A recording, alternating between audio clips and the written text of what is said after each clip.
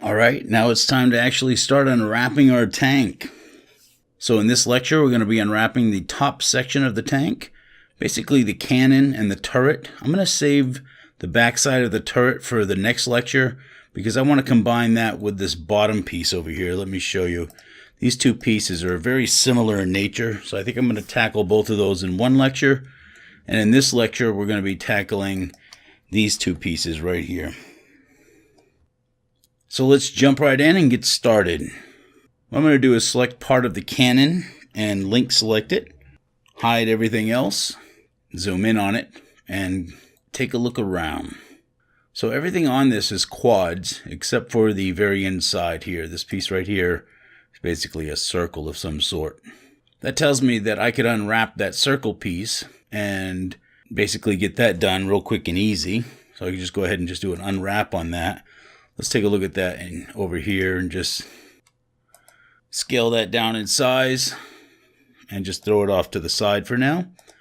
Let's go back over here and hide that because that's pretty much done. The rest I can just use follow active quads. So if I look at the bottom of this piece, Control 7, I'll use the edge selection and mark a seam here because we're going to need a seam for this.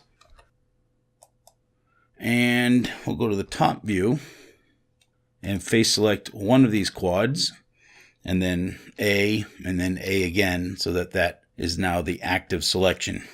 Let's jump over to the UV editing window, center in on this, and it looks like probably what I need to do is delete the UV map. Even though I just created a UV, I'm probably going to have to redo that. The artist who made this file has his own UVs, and as you can see, they're not really that effective. So let's go back over to the default screen and go into our Data tab, go down to UV map, and just delete that. Now let's go back to UVs. All the UV information is now gone, and we're ready to actually start unwrapping this. I'm going to turn this on so I don't see through the geometry, just a preference of mine. Let's go to U and follow active quads. Okay, so that's what I expected to see. Let me close up some of this stuff. I want to turn stretching on, and now we can just close that property sheet. And let's take a closer look here. I want to basically island select this and pack it down into the UV workspace. Let's turn our texture on and viewport shading. And we need to associate a graphic with this, which I haven't done yet. So I need to create a new UV grid.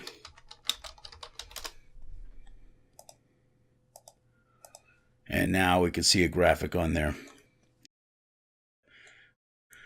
So in right ortho view, so I can get a nice clean look at the side here, I'm going to go and scale this on the Y.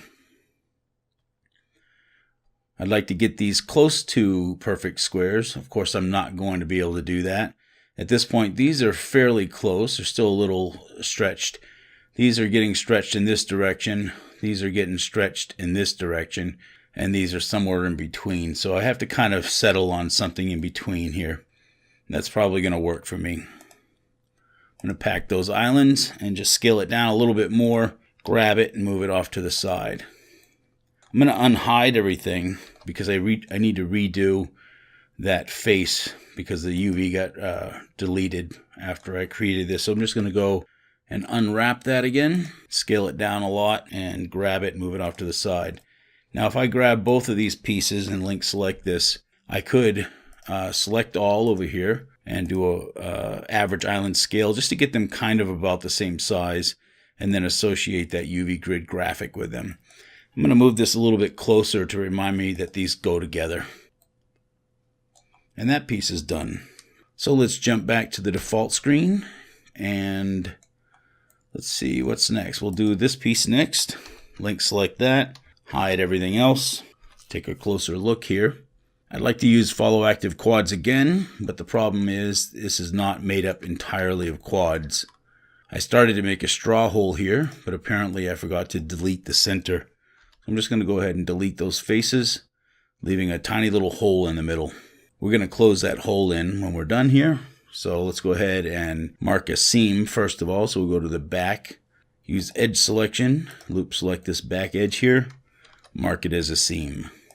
Go to the front face with the face selection, Select one of the faces and hit A and then A again, so that this face is now an active selection. Now let's jump into our UV editing window. I'm going to center this so we can see it. And just to be safe, let's go ahead and reset. And now, follow active quads. I'm going to select all of this and move it into the workspace using Pack Islands. Associate this with our UV grid and see what we've got. Okay, so there's parts of this that I like. This part here is fine, but this part up here is really not good at all. And I could try a couple of tests here. Let's try, first of all, let's see what happens if we throw a couple of loops in here. Still get some very wobbly lines, so that really didn't do me any good. I think what I'm going to do is unwrap the top, this part here. Here, let me show you. This whole section here, this whole top section, I might do separate, because I think of this top section here like a hatch. I want to be able to paint on that nice and clean. So the idea is to separate this, and the reason why I'm separating it here is because it's kind of a crevice here. It kind of folds into this dark little corner, and this would be the ideal place to put a seam. Plus, I imagine that I'll probably paint a different texture on this part than I will on this part. It might be made of the same material, but it looks like it falls into a real natural place where the seam kind of follows the edge of the hatch. So what I'm going to do is close in that hole now and kind of rethink this a little bit. So scale that to 0.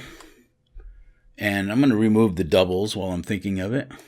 There's 19 vertices removed. I'm going to use my vertex selection and select that middle vertex and Control plus sign.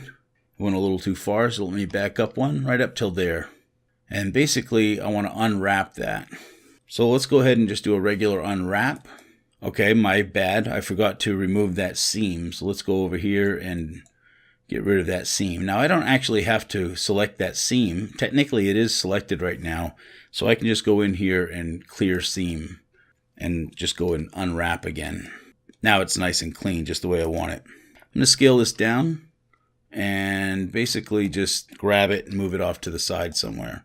I kind of want to see all of this stuff together, so I'll grab this and move it along next to that to remind me that those kind of belong together.